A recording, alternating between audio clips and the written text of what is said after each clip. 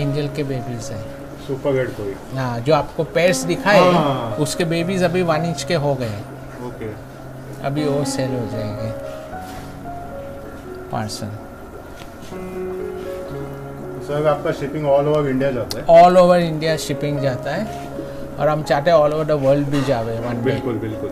हाँ, ये जो दूसरा मेल है तो मेरा फ्रेंड बैंकॉक से लाया था। ओके, तो उसको ये मेरी जो albino marble golden albino marble वेल्टेल है हाँ। उसके साथ क्रॉस किए। इसके बैचेस और भी मिले हैं मेरे को, तो वो भी मैं बताता हूँ आपको।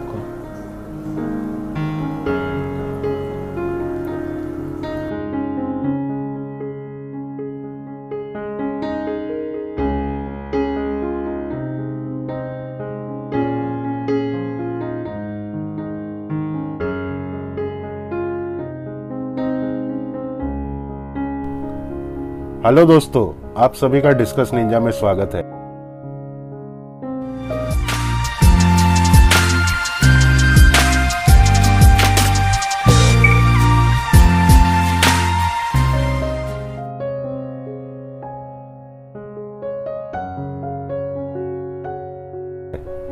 आज हम मुंबई के ग्रैंड रोड में विस्पी मिस्ट्री सर की हैचरी विजिट करने आए हैं। विस्पी सर डिस्कस एंड एंजल्स के एक ट्रू मास्टर ब्रीडर है एंड एक्वेरियम फिश इंडस्ट्री में उन्हें लेजेंड भी माना जाता है। विस्पी सर इंडिया के one of the first and oldest discuss and angel breeder है और उन्होंने कई इंटरनेशनल कॉम्पिटिशन में इंडिया को रिप्रेजेंट करके प्राइजेस भी जीते हैं। पिछले वीडियो में हमें उनकी हैचरी विजिट करने का मौका मिला था। ये अपॉर्चुनिटी देने के लिए मैं विस्पी सर को तहे दिल से शुक्रिया कहना चाहता हूँ। अगर आप में से किसी ने वो वीडियो मिस किया हो तो उसका लिंक वीडियो आई बटन में और नीचे डिस्क्रिप्शन में मेंशन किया है।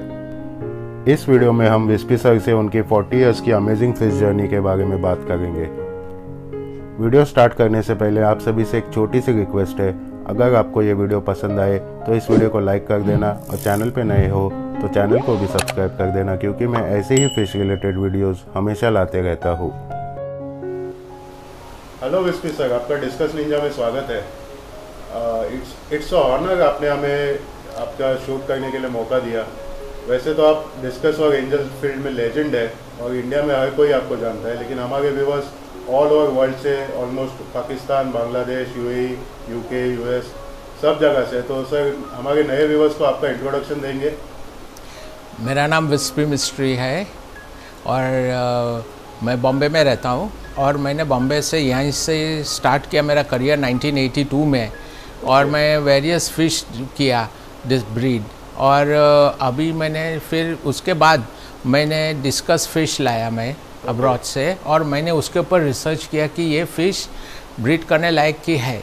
और मेरे कई 2-3 साल मेरे को प्रॉब्लम्स होते रहे और कोई समझ में नहीं आता था। इस बार कोई नॉलेज नहीं था, कोई बताने वाले नहीं थे, फिर भी हम स्टार्ट किए और एक दिन हम सक्सेसफुल हो गए। और फिर बाद में तो हमने बहुत डिस्कस और ब्रीडिंग चालू किया इंडिया में और मेरे को बहुत खुशी हुई। और आज भी मेरे दिल में डिस्कस ही है और दूसरी फिशेस भी है। मैं एक हॉबिस्ट भी हूँ basically, apart from being a discuss breeder. मैं कई स्ट्रेन्स लाया। मैं जर्मनी भी गया हूँ, मैं वहाँ पे डिस्कस इंटरनेशनल डिस्कस कंपटीशन में भी पार्ट लिया और मेरे को वहाँ पे I am the first Indian to get a prize also for the best of the country in Germany. और फिर बाद में तो हम एक्सपांड करते गए और डिस्कस में आगे बढ़ते गए।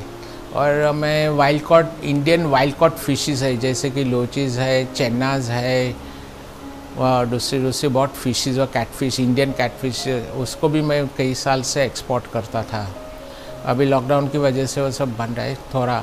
और मैंने मेरी जो फर्स्ट ब्रीड से स्टार्ट किया था 1982 में, जैसे कि एंजल फिश, उससे स्टार्ट किया। और अभी फिर एंजल कर रहा हूँ और मैं आपको एंजल का भी इंट्रोडक्शन देता हूँ। और फिर से हमने डिस्कस में स्टार्ट किया। लेकिन मैं मानता हूँ कि कोई भी मच्छी करो, डिस्कस करो या एंजल करो या गोल्डफिश करो या एरोवानास करो या ऑस्कर करो, सिल्वर, कुछ भी करो, आपको क्वालिटी मेंटेन करना है। और वो बिल्कुल कंडीशन फिश जानी चाहिए। जब आप कंडीशनड और अच्छी क्वालिटी की फ़िश देंगे तो आपके कस्टमर आपसे सेटिस्फाई होंगे और वो दूसरी बार भी आपके पास ही मच्छी लेंगे। और ये हमारा मोटो होना चाहिए दुनिया में, because it is only the best product and the best quality that sells permanently. तो वैसे ही दूसरे भी बिजनेसों में, दूसरे भी चीज़ों में बेस्ट चीज़ का नाम तो हमें मालूम ही है। हमें कंप्यूटर लेना है तो इंटेल का नाम मालूम है, कपड़े लेने का तो रेमन का नाम मालूम है। ऐसा हमारा भी नाम होना चाहिए। तो मैं एंजल्स भी स्टार्ट किया है और आहिस्ता आहिस्ता आहिस्ता जैसे खुलते जाएगा। मैं डिस्कस भी एक वैरायटी लिए, बहुत अच्छी वैरायटी है जो कि मैं ढूंढता था, तो मेरे को ये अच्छी वैरायटी में उसको भी मैं रियरिंग करेगा मेरे हाथ से और बड़ा करता हूँ। मैं इसमें मानता हूँ कि हमें जो अच्छी क्वालिटी की फ़िश है तो हमें पेयर्स तो मिलती है, कभी कभी अच्छी पेयर्स भी मिलती है, मैं ये नहीं बोलता हूँ, लेकिन द बेस्ट वे कोई भी मच्छी को आपको अच्छी क्वालिटी बनाना है और अच्छी तरह से करना है तो पहले उसका जेनेटिक स्टडी करके छोटी साइज़ में लेना है। मैं भी डिस्कस जो इरप्शन फर्स्ट टाइम लाया और वेब लेपर्ड्स जो लाया, आज मैं वेब लेपर्ड आज भी नहीं देख रहा हूँ, और ब्लू डायमंड्स लाया मैं 2 के 2.5 इंच की साइज़ का लाया था। और फिर उसके ऊपर मेहनत करके हम लोग ने बहुत बड़े किए और फिर हमें रिज़ल्ट मिले।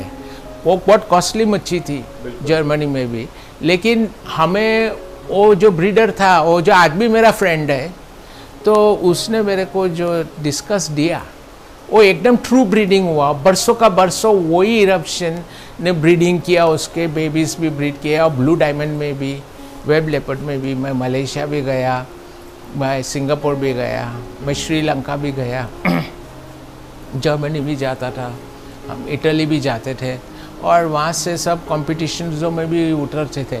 जब आप कंपटीशन में जाते, इंटरनेशनल कंपटीशन में, तो आपको इंटरनेशनल नॉलेज मिलता है कि वर्ल्ड में क्या है और हम कहाँ हैं कंपेयर टू दी अदर्स और क्या करना चाहिए। मैं एक बात तो ज़रूर आफ्टर माई एक्सपीरियंस में एक बार तो ज़रूर एम्फसाइज करता हूँ कि Indian breeders are very good breeders in the world.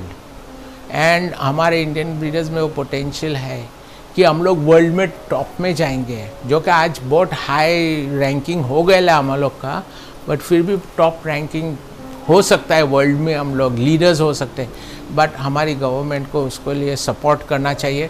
और दूसरी बात है कि हमें हमारा एसोसिएशन फॉलो करना चाहिए, रूल्स एंड रेगुलेशंस होना चाहिए, और भी हम लोग ऑर्गेनाइज हो जाएंगे तो बहुत आगे बढ़ सकते हैं हम लोग।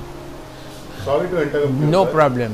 सर आपने अभी जो मेंशन किया था, आपने जो ब्लू डायमंड और वेब लेपर्ड के बारे में मेंशन किया था, तो सर आप थोड़ा और उसके बारे में बता सकते हैं? मतलब आपने वो जब भी लाया था वो इम्पोर्ट किया था वहाँ से जर्मनी से, या थोड़ा डिटेल में बता सकते हैं सर? हाँ, मैं जर्मनी में था, तो हमारे कंपटीशन के बाद मेरे फ्रेंड हो गया, तो उसने मेरे को बताया, तो वहाँ मैं एक ब्रीडर के घर पे भी इंट्रोड्यूस हुआ, उसके साथ भी हम फ्रेंड्स हैं आज।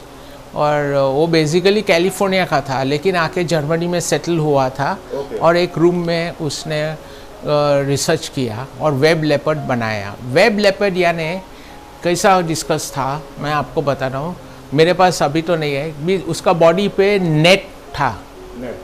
हमारी मच्छी की नेट होती है या फिश की नेट होती है, ऐसी बॉडी के ऊपर नेट का पैटर्न, और वो नेट के होल में डॉट्स थे, रेड डॉट्स। आज तक मैं देखा नहीं, मैं उसके घर पे गया, मेरे को बहुत पसंद आया वो फिश। और कौन से साल की बात है ये? अबाउट 1995-96 की बात है।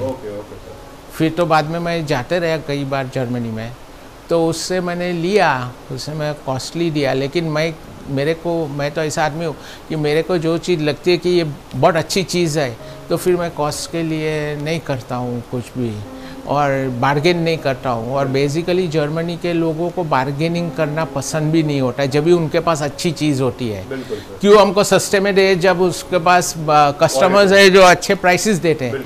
तो मैंने वो लिए, और इरप्शंस भी मैंने लिए थे, इरप्शंस भी टॉप क्वालिटी के थे। और बाद में वो मेरे को दूसरे फ्रेंड के पास लेके गया, तो उसने मेरे को ब्लू डायमंड्स दिखाया। मैं वो ब्लू डायमंड देख के स्टन हो गया था। मैं बोला I want this fish also. और उस वक्त क्या था, कोई रेगुलेशंस नहीं था, कुछ लाने में करने में रिस्ट्रिक्शंस नहीं था। हम लोग ने बॉक्स के अंदर थर्मोकोल बॉक्स में पैक किया, एयरपोर्ट से मेरे को बोला थर्मोबॉल बॉक्स में पैक करके लाना मच्छी, उन्होंने देखा करा और पास होके मैं इधर लाया और फिर हमने वर्क किया उसके ऊपर। और ये लोग के साथ मैं कांटेक्ट में भी रहा। तो अभी तो कांटेक्ट नहीं है क्योंकि बहुत सालों भी हो गए, बट वो लोग होंगे फील्ड के अंदर। और मैं बहुत बड़े बड़े दुनिया के ब्रीडर्सों को मिलेगा, जैसे कि डर्क्स क्लिंगमैन, आज वो बूढ़ा हो गया लेकिन अच्छा आदमी, मैनफ्रेड गोबेल, हाँ, और ऐसे ऐसे बहुत ब्रीडर्स है, तो उनको मिला था। तो सिंगापुर में भी मेरे फ्रेंड्स हैं, उसमें से एक गैन एक्वेरियम के था, कियान करके। He was the first man to develop vertical line turquoise, उसको जिसको वर्टिकल टाइगर बोलते हैं, वो उसने किया। और हम लोग इतने फ्रेंड्स के, जब भी मैं सिंगापुर जाएगा तो उसके घर में तो मैं जाता ही है। Now we are personal friends. वो भी अभी नहीं करता, वो एरोवाना में बहुत स्पेशलाइज हो गया है। सो दैट वे हम करते थे। तो बात ये है कि हमें बेस्ट क्वालिटी की फ़िश लानी चाहिए और बेस्ट प्राइस भी देना चाहिए। If you want good quality, you have good price. और आजकल जो डिस्कस इम्पोर्टर्स है वो इम्पोर्ट करते हैं, they are mainly importing from Malaysia and Vietnam. So दोनों में अच्छे अच्छे ब्रीडर्स भी है और अच्छी अच्छी मच्छियों भी आती है। एंड हमें अच्छी क्वालिटी की लेनी चाहिए, स्पेशली फॉर ब्रीडिंग। हाँ, कितने लोग हैं जो ला के बेचते भी है, they do trading, that is also correct, no problem, समझे ना। और ट्रेडिंग में भी ऐसा होता है कि किसको, कोई हॉबिस्ट भी होते हैं या कोई ब्रीडर्स भी होते हैं, कहते हैं हमको तो टॉप क्वालिटी फ़िश चाहिए, देन यू हैव टू पे टॉप क्वालिटी प्राइस, और मिलता है और आता भी है। सो बट मेरा ये कहना है कि हमारे वहाँ और भी हम डेवलप कर सकते हैं। वो लोग नई स्ट्रेन्स डेवलप करते हैं, हम लोग क्यों नहीं करते? हम लोग क्या करते हैं, खाली लाते, ब्रीड करते ने बेचते और नेटों के ट्रेडिंग कर लेते, ला के बेच डालते हैं सीधी। बट हमें एक एसोसिएशन फॉर्म करना है, हमें कुछ करना चाहिए जहाँ हम नई नई रिसर्चों करते रहे। बिल्कुल। मलेशिया में बेन यूनिवर्सिटी में वो लोग रिसर्च करते हैं और जो नई नई स्ट्रेन्स जो मोस्टली मलेशिया से ही डेवलप हुई है, तो वो लोग फिर ब्रीडर्सों को भी देते हैं और वो ब्रीडर्स और यूनिवर्सिटी को सपोर्ट भी करते हैं। तो ऐसे हमें भी एसोसिएशन करके कुछ ना कुछ करना चाहिए और इसके लिए हमारी गवर्नमेंट हमें जो सपोर्ट देगी तो सबसे अच्छी बात है। But mainly it is lack of support from the government. So ऐसी बात है। तो हमारे व्यूअर्स को हम हमारी एंजल्स भी बताते और हमारी हैचरी के राउंड भी लगाते। सर मुझे आगे सर पूछना था। Sure sir, I have heard that you were the first breeder to breed discus in India. Yes. So can you elaborate about that sir? मैं आपको बोला कि मैं डिस्कस के लिए देखता था, वो टाइम डिस्कस हो मेरा एक फ्रेंड था जो गुजर गया, वो हांगकांग में कवलून मार्केट है, उसमें उधर से सीलोन एक्वेरियम है। आज भी वो सीलोन एक्वेरियम उधर से डिस्कस लाता था और बेचता था। तो मेरे को बहुत फैसिनेशन हुआ वो डिस्कस से। और वो क्या करता था, वो ब्राउन डिस्कस लाता था और brown discus with no it tank bright, it was a brown discus with a black band in the middle, जैसे कि हैकल को होता है ऐसा। तो मेरे को बहुत पसंद आई वो डिस्कस। तो आजकल दिखती ही नहीं है, बट वो लेता था। फिर मेरे को मालूम नहीं था कि इसको क्या करने का क्या नहीं करने का, तो रखने में करने में मेरे को प्रॉब्लम आती थी और मेरी डिस्कसों मरती थी। तो वैसे मैंने काफ़ी पैसे खर्ची किए और मैं उससे लिया। फिर मेरा फ्रेंड बोला तू जा जर्मनी जा। मैंने बोलता है वहाँ पे बहुत बेस्ट डिस्कस ब्रीडर्स है। मैं जैक कॉटली से भी फ्रेंड्स था, एकदम क्लोज फ्रेंड नहीं, बट यानी हमारे कॉरेस्पॉन्डेंस थे, समझे ना। एक बार हम लोग जर्मनी के डिस्कस कंपटीशन में मिलने का भी तय किया था, लेकिन हम लोग मिल नहीं सके। तो और बिंग सीटो जो कनाडा का बहुत बड़ा ब्रीडर था, तो वो आज भी मेरा फ्रेंड है वो, बट वो लोग सब रिटायर हुए, ओल्ड हुए। तो मैंने वो डिस्कसों में बहुत कोशिश करता था, या इंडिया में कोई बताता नहीं था कि कहाँ से आता है। और वो टाइम कोई इम्पोर्टेंस इतने कोई थे ही नहीं, बस 2-3 थे तो थे। तो मैं कोशिश करने में डिस्कसों मरती थी, करते रहता था, ये करते था, वो करता है, वो कर दो। डिजीज़ो नहीं मालूम था, मेडिसिन नहीं मालूम था। सर आपने क्या साइज में लाया था वहाँ से डिस्कस? मैं 2.5 इंचेस की लाया था। तो आपने यहाँ पे रेस करके उसको ब्रीड किया था? जी, मैंने उसको 6-7 इंचेस का बनाया। ओके। कोकोटो मेरी 8 इंचेस की भी थी और वो हम लोग ने उसके ऊपर काफ़ी मेहनत किया और मैं उसका न्यूट्रिशन सीखने लगा बाय ट्रायल एंड एरर। ये डालो ये खाता है कि नहीं, ये डालो ये खाता है कि नहीं, ये हो गया तो उसका मेडिसिन क्या, समझे ना। हमें टेरामाइसिन जैसी चीज़ नहीं मालूम थी। So we were just in the wild. But लेकिन क्या है, मैंने ये सोचा कि हम कुछ करेंगे और रास्ता मिलेगा, क्योंकि जो साइंटिस्ट और नासा वाला है यूएस में, वो लोग स्पेस में मून पे गए, कहाँ कहाँ गए। पहले का आप हिस्ट्री पढ़ेंगे तो रॉकेट उनका चलता भी नहीं था, उड़ता भी नहीं था। तो वो लोग डेवलप करते करते आज कहाँ आए। तो हम भी कर सकते हैं, कोई भी चीज़ में हमें रिसर्च करना चाहिए। हमारी कंट्री में रिसर्च ही नहीं है, नए नए फूड्स नहीं है, उसके पास क्या क्या डिजीज़ होता है वो नहीं है। हाँ, और फूड्स कैसे होते हैं, क्या होता है, उसका न्यूट्रिशन क्या होता है, फिश के ऊपर क्या इफ़ेक्ट्स होती है। तो ऐसे ऐसे करते करते करते करते करते रात दिन मेहनत करते करते एक दिन मच्छी ने एग्स लिया, एग पैर हुई और एग लिया, एग ले किया ब्लू डायमंड ने, और फिर वहाँ से हैच भी हुआ, समझे ना। तो थोड़े थोड़े बच्चे बॉडी पे आए। और सर कौन से साल की बात है? ये 96-97 होगा। तो वहाँ पे ऐसे होना चालू हो गया। तो फिर हमारा जैसे हुआ, फिर हमने ये तो मालूम था हमको कि वो बॉडी पे बच्चे लेते हैं और बॉडी के ऊपर ब्रीड होने के टाइम को उसको स्लाइम आता है, ब्लैक कलर का स्लाइट डार्क कलर का स्लाइम आता है, और वो बेबीज जाके वो स्लाइम खाता है। कितने लोग उसको मिल्क सेल्स बोलते हैं, बट उसमें कुछ मिल्क नहीं होता है, but just the way a baby animal feeds on its mother, it feeds milk, तो हम उसको मिल्क सेल बोलते हैं। But they are not milk cells, they are epithelial cells. And वो फीड करके हमने देखा कि आज भी हमने ऑब्जर्व किया, जो बॉडी के ऊपर बच्चा फीड करता है और हेल्दी पेरेंट्स होते हैं, उसको डिजीज नहीं होती है बॉडी पे, तो उसकी ग्रोथ इज ट्रिमेंडस। एंड उसकी हाँ, branching we feed after, I feed after about a week's time or maybe after 5-6 days। It depends upon कि फिश कितनी बड़ी हो गई, उसके ऊपर है। तो ब्रांचिंग तो नेसेसरी है, ब्रांचिंग की क्वालिटी अच्छी है। और बाद में हम लोग पेरेंट्स को जैसे फीड करते, हम लोग तो बीफाट करते, हम लोग कीड़े ब्लडवर्म ये सब करते नहीं, बिकॉज नॉट कि दे खराब फूड है। फूड तो बहुत अच्छा है, प्रोटीनेशियस है, ग्रोथ भी अच्छी है, बट उसमें डिजीज आता है। तो हमें तो बहुत एक्सपीरियंस हो गया इसके बारे में। वो वाइट शीट का प्रॉब्लम है, फिर मच्छी बीमार होती है, ब्रीड होने बंद होती है कोने में, यू फील वेरी सैड कि ये मेरे घर में क्या हो गया। तभी हमने डिसाइड किया। और मैं फॉरेन में भी गया हूँ, जैक वॉटली को आप पूछो bloodworm, oh I don't talk about bloodworms, वो लोग नहीं फीड करते। और अच्छे जो है आपके पास जो ब्लडवर्म ने कीड़े की अंदर जो प्रोटीन्स है, वही प्रोटीन बीफ हार्ट में के गोट हार्ट में है कि चिकन हार्ट में कि टर्की हार्ट में, समझे ना। तो हम ऐसा करते थे और हम न्यूट्रिशन स्टडी करते थे। ब्रांचिम्स अच्छी क्वालिटी का मैं सिंगापुर से लाता था, वो टाइम बहुत सस्ता था वो, अभी तो बहुत कॉस्टली भी होगा, बट फिर भी आई फीड देम।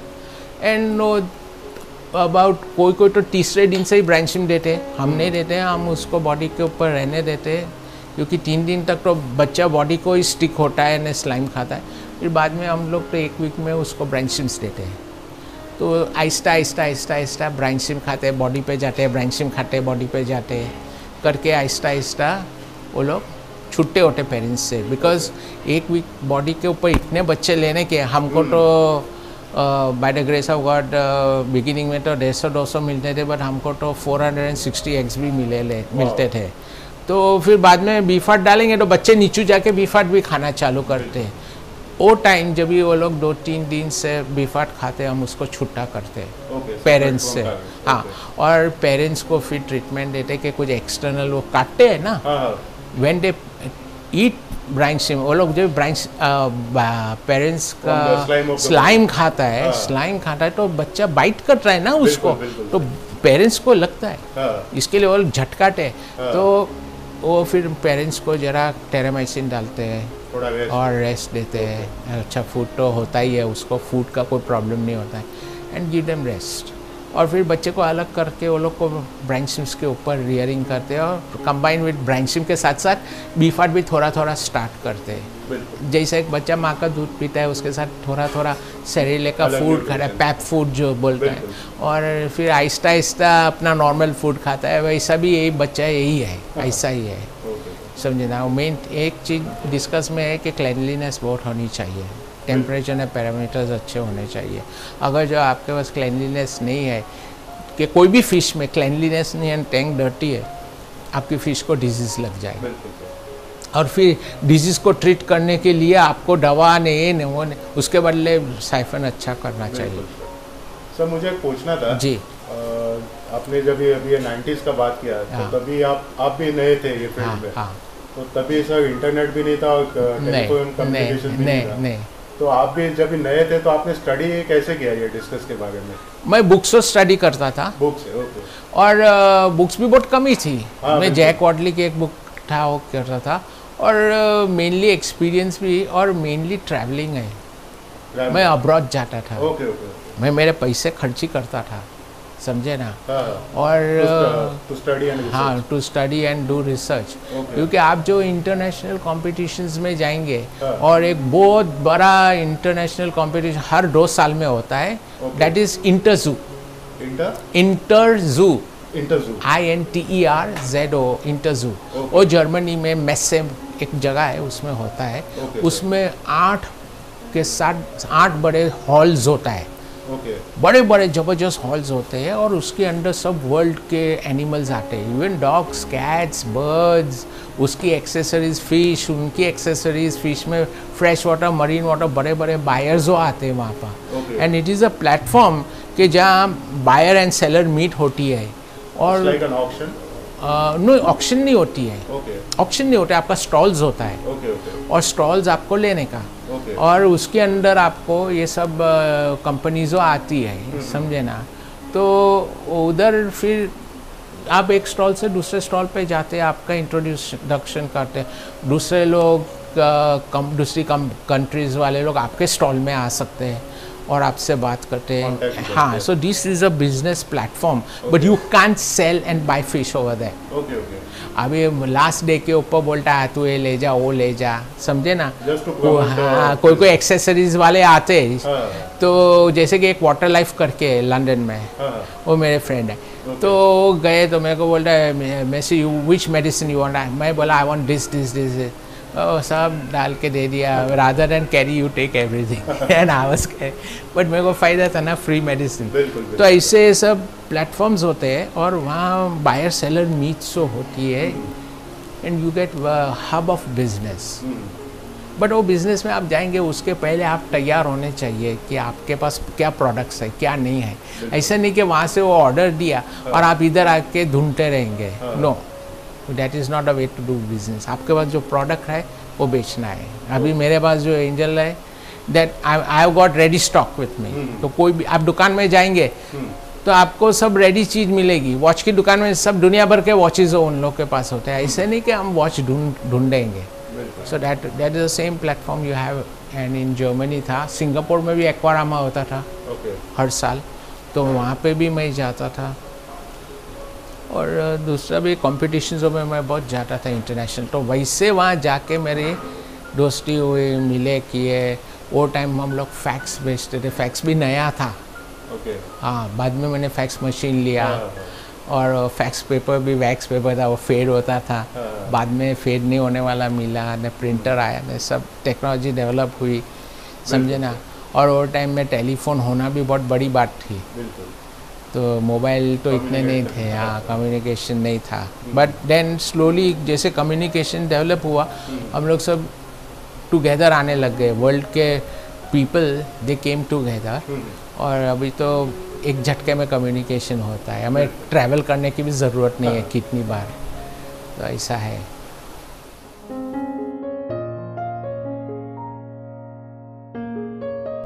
उम्मीद है आप सभी को ये वीडियो पसंद आया होगा। विस्पी सर की ये amazing and progressive fish journey का second part and Vispi sir की फिश रूम टूर के वीडियोस भी देखना ना भूलें। उनके लिंक्स नीचे डिस्क्रिप्शन में मेंशन किए हैं। Please like, share and subscribe to my YouTube channel. तो फिर मिलते हैं अगले वीडियो में, तब तक के लिए thanks and God bless you all.